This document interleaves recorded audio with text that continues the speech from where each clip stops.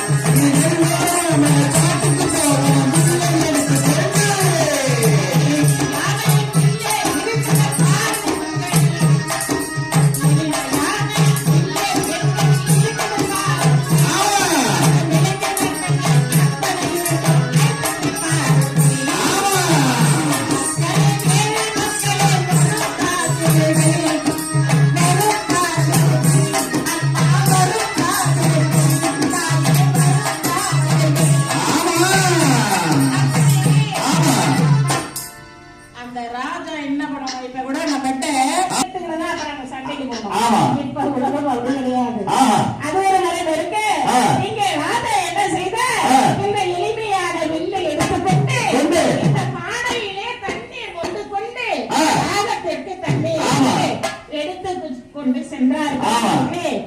அந்த உடன் இருக்கக்கூடிய காவலாளிகளே மந்திரி அத்தனை பேருமாக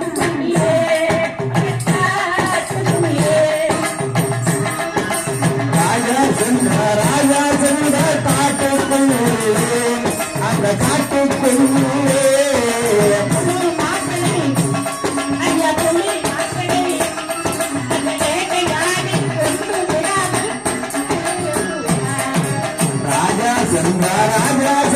காட்டுக்குள்ளே அந்த பசங்களை எல்லாம் கொண்டு தீர்ப்பாரு.